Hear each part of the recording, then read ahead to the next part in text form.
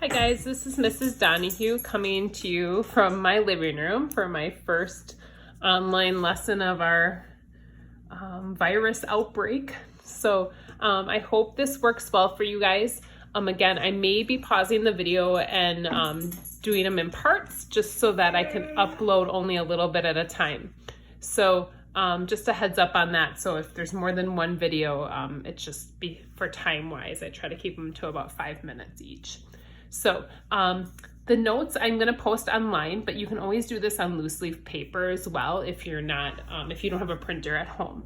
So it might mean that you have to pause a little bit more than if you were able to print this out. So feel free to do that as needed. So the warm-up question is going to be that we want to simplify here. So we're going to distribute in to all three terms. So we're going to distribute there.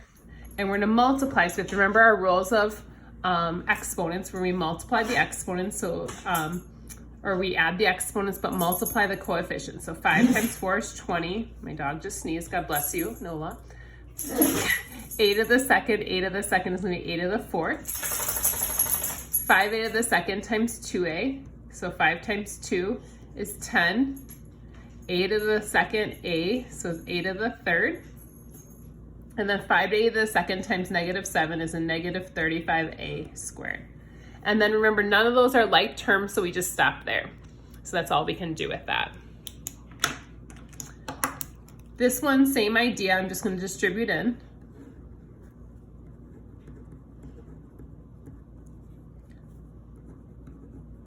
Because y times y is going to give me y squared.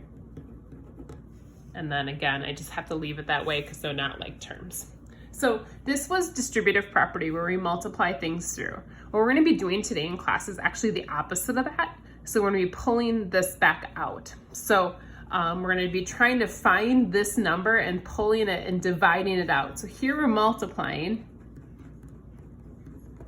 But what we're going to do in class today, or in our notes here, is we're going to divide, and we're going to call it factoring though instead.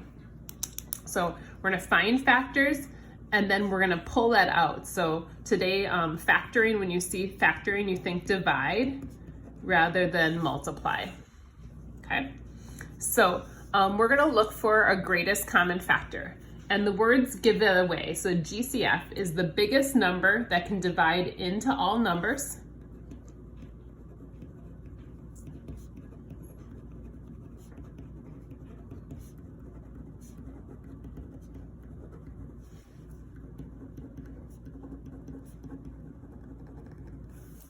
So the biggest value that can divide into all terms, and that's the numbers. So what's the biggest number that can divide into all of these? So kind of if we use the example up here, 24, 6, and 30, the biggest number that can divide into 24, 6, and 30 would be 6. So the GCF of this would be 6, because 24, 6, and 30 can all be divided by 6. Now 2 and 3 also go into that, but that wouldn't be a greatest common factor. That would just be a common factor. So we're looking for the biggest number that goes into all three. So 6 would be the biggest number in this case, and which is what you see out here. So we're trying to work backwards from this in what we're doing today. Then also the greatest common factor for the variables, it's the biggest exponent that all variables have. So the largest exponent that all variables have in common.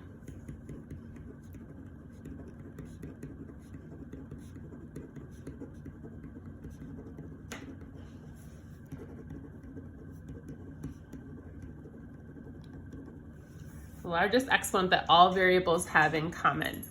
So kind of like if I said everyone had to contribute the same amount of money to like a class party, and if we said let's everyone give $3, if you weren't able to give $3, then we wouldn't pick that as the common value to everyone to take. So I can't take more than something has.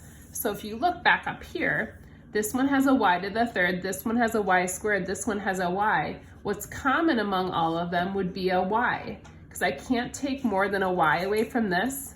This one obviously has a y squared, but I can't take y squared out of this one that doesn't have that much to give. So the GCF in this case would be 6y. So let me show you guys an example down here with this. So if we have the example of 12 and 18, I probably shouldn't have picked those so 12 and 18, we think of common factors. So 12 doesn't go into 18, so that's not a common factor. But 12, 1 times 12, 2 times 6, 3 times 4 go into 12. But then 18, 1 times 18, 2 times 9, 3 times 6. So the biggest number that goes into both of those would be 6. That would be our GCF for common values. Now, if it was talking about exponents, so if I have m to the 5th and m to the 3rd, to think about what's common, this one has 5 to give, this one only has 3. So again, think of it as like money. We're all going to give the same amount. This one can't give more than it has. So we can only take the GCF in this case would be m to the 3rd. It's what they have, they can each give. So what we're going to do here is with factoring, we're going to divide out a greatest common factor. So I'm going to put the GCF on the outside of the parentheses. And then I'm going to write what we call the leftovers inside. That's what's left after I've divided that out. So we're going to find the GCF of all terms. So we're going to find a GCF just like we did over here. Once I find that GCF, then I'm going to divide that GCF out of all the terms.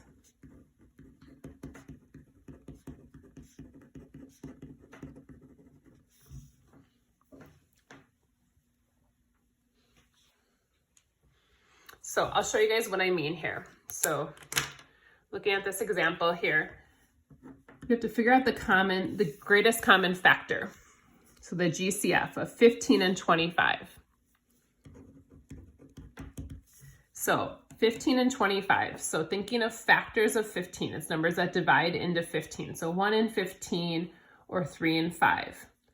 Now 25 doesn't really have that many factors. It's 1 and 25 are also 5. So we're going to pull out a 5. So the 5 is the greatest common factor that goes into both. And then if I look, how many x's do I have to give? Well, this one only has a single x. This one has an x squared. So again, I can only take what I have. So the 5x is going to be my GCF. So what I'm going to do there then is I'm going to take that value out. So I'm going to divide out that GCF, that 5x. So I'm going to put it on the outside because that's my GCF. So I'm putting it on the outside here. So what I'm going to do is I'm actually going to show that I'm dividing it out at each of these terms. So I'm dividing each of those terms by our GCF. So 15 divided by 5 is going to be 3. X to the second divided by x. There's more x's on top. There's one more. Then minus 25 divided by 5 is 5. The x's will just get to cancel. So this would be considered the factored version of that.